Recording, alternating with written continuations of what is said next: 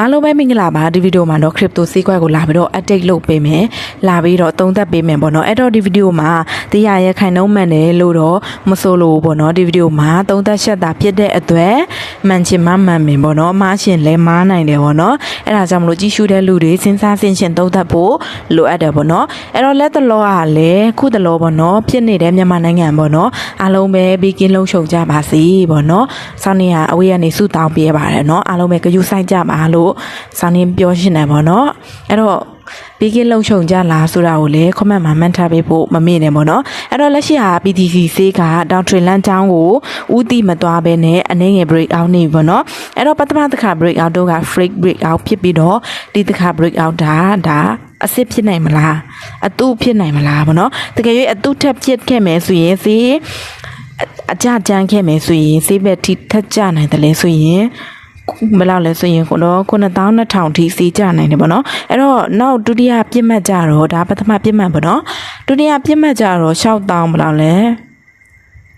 6000နဲ့3000ထိစီးကြနိုင်တယ်ပေါ့နော်တကယ်၍ break out ဆင်းဖြစ်ခဲ့မယ်ဆိုရင်စီးသက်ခဲ့မယ်ဆိုရင်လေဘယ်လောက်ထိစီးသက်နိုင်မလဲဆိုရင်တော့9400ထိစီးသက်နိုင်တယ်အနေငယ်ဆိုင်ဝေးပြီးရင်စီးထက်သက်မယ်ဆိုရင်တော့ဒုတိယပြစ်မှတ်ကြတော့1000နဲ့6000sorry 1000မဟုတ်ဘူးเนาะ3သိန်းနဲ့6000ထိဖြစ်နိုင်တယ်ပေါ့เนาะအဲ့တော့ BTC စေးသက်ရင်ဘယ်သူမှလိုက်မမိဘူးပေါ့เนาะစေးသက်ရင်အသက်လက်ကျန်းတယ်ပေါ့เนาะဘာဖြစ်လို့လဲဆိုရင်ဒီအရင်ကဖက်ထင်းကိုကြည့်လိုက်ပါအရင်ကထုံးစံကိုကြည့်လိုက်ပါစေးအသက်ကျန်းတယ်ပေါ့เนาะဘာဖြစ်လို့လဲဆိုရင်9ရက်ဆက်တိုက်7ရက်ဆက်တိုက်9ရက်ဆက်တိုက်သူဆက်တိုက်ပဲကျန်းတယ်ဆက်တိုက်ပဲစိမ့်တယ်ပေါ့เนาะတကယ်၍ကွာဒီစေးချတဲ့ချိန်မှာကိုမသိမ်းထားဘူးကိုမဝယ်ထားဘူးဆိုရင်ဒါတများရောင်းရမယ့်အချိန်မှာကိုမှရောင်းစရာမရှိပဲဖြစ်နေတတ်တယ်ပေါ့เนาะအဲ့ဒါကြောင့်မလို့ကြောက်တဲ့သူများတွေကြောက်တဲ့အချိန်မှာကိုဝယ်ဖို့လိုအပ်တယ်သူများတွေလောဘစိတ်ဖြစ်နေတဲ့အချိန်မှာကိုရောင်းဖို့လိုအပ်တယ်ပေါ့နော်အဲ့တော့နောက်တစ်ခုစာနေပြောရှင်းတာတစ်ခုကရွှေဈေးပေါ့နော်လက်ရှိရွှေဈေးကအရန်တက်နေတယ်အသက်အရန်ကျန်းတယ်ပေါ့နော်ရွှေဈေးအသက်ကျန်းရင်နောက်တက်မဲ့နောက်လက်တက်မဲ့ asset တစ်ခုဟာ BTC ဖြစ်နိုင်တယ်ပေါ့နော်အရင်တစ်ခေါက်ကလည်းအလားတူပဲရွှေဈေးအသက်ကျန်တယ်ရွှေဈေးအများကြီးတက်တယ်ပေါ့နော်ရွှေဈေးအနှဲငယ်စိုင်းဝေသွားတာနဲ့ရွှေဈေးအနှဲငယ်ငိမ့်တာနဲ့ BTC လိုက်တက်တယ်ပေါ့နော်အဲ့တော့လက်ရှိဟာရွှေဈေးအသက်ကျန်တယ်ပေါ့နော်အဲ့တော့အထူးစောက်ကြည့်ဖို့လိုအပ်တယ်ပေါ့နော်ရွှေဈေးကိုစောက်ကြည့်ဖို့လိုအပ်တယ်ရွှေဈေးတက်ပြီးရင် BTC လိုက်တက်လေးရှိတယ်ပေါ့နော်အဲ့ဒါကြောင့်မလို့ BTC ရရွှေလိုမျိုး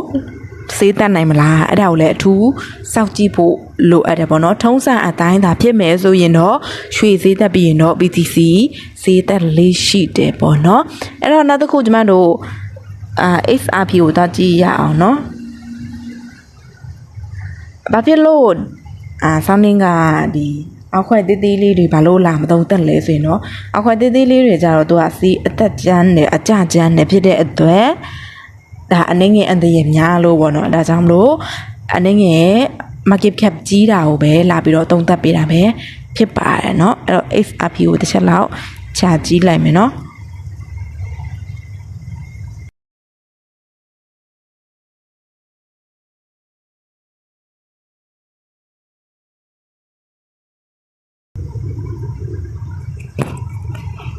အဲ့တော့ကျမတို့ XRP ကိုတွားကြည့်ရအောင်เนาะ XRP ကလည်းအလားတူပဲသူရဲ့ support zone ပေါ့เนาะဒီ area ကိုလုံးဝမပြုတ်သွားဘူးเนาะဒါကောင်းတယ်ပေါ့เนาะဘာဖြစ်လို့လဲဆိုရင် support zone ကိုပြန်မဲ့ထိတယ်စေးကြနိုင် support zone ထိပြီးတော့ပြန်တက်သွားတယ်ဒီ support zone ကိုလုံးဝမပြုတ်သွားဘူးเนาะအဲ့တော့ XRP ကတော့သူကလမ်းကြောင်းတစ်ခုပဲရှိတယ်ပေါ့เนาะတကယ်၍ဒီစေးကြတဲ့ဘက်ကို break out ရင်တော့ဒါ down trend ကိုဖြစ်များတယ်စေးကြများမယ်စေးကြတဲ့ break ကို break out ရင်တော့ဒါစေးကြဖို့များတယ်ပေါ့เนาะတကယ်၍စေးတက်တဲ့ဘက်ကို break out တာဆိုရင်ဒီအဝိုင်းလေးပေါ့เนาะဒီအဝိုင်းလေးထက်စေးတက်မှန်ဆိုရင်ဒီစေးတက်တဲ့ဘက်ကို break out ရင်တော့ဒါဘာဖြစ်လဲစေးထက်တက်နိုင်တယ်ပေါ့เนาะစေးတက်ဖို့အလားလာရှိရဲ့ဒါကတော့ XRP ပေါ့เนาะ XRP ကလည်းဒါကောင်းတယ်ပေါ့နော်ဘာဖြစ်လို့လဲဆိုရင်သူရဲ့ support zone မပြုတ်ဘူးပေါ့နော် support zone ပြုတ်ရင်တော့ဒါအနေငယ်စိုးရင်ရတဲ့အနေအထားလေးဖြစ်တယ်ပေါ့နော် support zone မပြုတ်တဲ့ရွေ့တော့စိုးရင်စရာမလိုဘူးပေါ့နော် အဲ့တော့ဝင်ရှင်တဲ့လူတွေ break out တဲ့အထိစောင့်ဖို့လိုအပ်တယ်เนาะ break out မှဝင်ရင်ဒါပို့ပြီးတော့ကောင်းတယ်ပေါ့เนาะ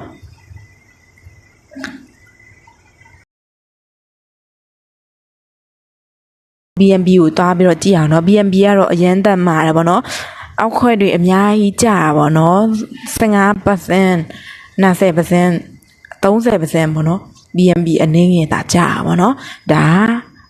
ကောင်းတယ်လို့ပြောရမှာပေါ့เนาะဒါ BNB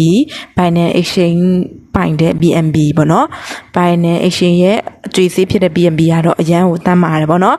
အဲ့တော့လက်ရှိကတော့ဘယ်လောက်လဲဆိုရင်တော့990ထက်မကြရင်တော့ဒါ AC ပဲပေါ့နော်ဈေးတက်ဖို့အလားအလာရှိနေလားဆိုရင်တော့အနေငယ် break out မှာဝင်ရင်တော့ပို့ပြီးတော့ကောင်းတယ်ပေါ့နော်လက်ရှိတော့ down trend လမ်းကြောင်းကိုဦးတည်သွားနေတော့ပေါ့နော်ဈေးအကျတိတ်မကြမ်းဘူးပေါ့နော်ဒါ BNB ကတော့တက်မာတယ်လို့ပြောရမှာပေါ့နော်အဲ့တော့ဝိုးခွဲကိုတစ်ချက်လောက်ကြည့်အောင်နော်WLD တစ်ချက်လောက်အော်ဒါကိုအဲ့တော့ကျမတို့ဝိုးခွဲတစ်ချက်လောက်ကြည့်အောင်နော်မြန်မာလိုဝေါ်ခွဲလားဝေါ်ကွိုင်လားဒါကတော့ဝိုးလို့ခေါ်တယ်ပေါ့နော်ဒါဝိုးခွဲလားမသိဘူးနော်အဲ့တော့ချက်လောက်တော့ကြည့်အောင်နော်အဲ့တော့လက်ရှိကတော့ထိုင်းမှာရောက်နေပေါ့နော်ဒီမျက်လုံးစကင်ဖတ်တဲ့ဟာပေါ့နော်ဒါပေမဲ့သူ့ရဲ့စီကိုတစ်ချက်လောက်ကြည့်ရအောင်သူ့ရဲ့စီကတော့ပြောစရာအလုံးဝမရှိဘူးပြောစရာစကားတော့မရှိဘူးပေါ့နော်လက်ရှိရတော့အတော်လေးကိုအကြကျန်းတယ်ပေါ့နော်အဲ့ဒါကြောင့်မလို့ပြောတာပေါ့နော် market cap ကြီးတာကိုရွေးရင်တော့ဒါနည်းနည်းစိတ်ရှမ်းတာပေါ့နော် market cap သေးတဲ့ဒီ coin လေးကိုကျမတို့တွားကိုင်မိမယ်ဆိုရင်တော့အနည်းငယ်ရင်ကွဲစရာဖြစ်တယ်ပေါ့နော်အဲ့ဒါကြောင့်မပြောတာပေါ့နော်ဒီအသေးလေးတွေကိုမတုံးသက်ချင်ဘူးဆိုတာအကြကျန်းတယ်အသက်ကျန်းတယ်ပေါ့နော်ဒီဥမာကျမတို့ဝေါ်ခွင်းကိုတစ်ချက်ကြည့်မယ်ဆိုရင်တော့တော်လေးကိုကြားတယ်ပေါ့နော်တော်လေးကိုအကြကျန်းတယ်ပေါ့နော်ထိုင်းလိုမျိုးဆိုရင်တော့ဒါဝိုးခွင်းလို့ခေါ်တာပေါ့နော်မြန်မာလိုဆိုတော့ဝေါ်ခွင်းလာပါလဲတော့မသိဘူးပေါ့နော် sorry မသိရင်လည်းပေါ့နော်အဲ့တော့ဒီဗီဒီယိုမှာတော့ဒီလောက်ပဲပေါ့နော်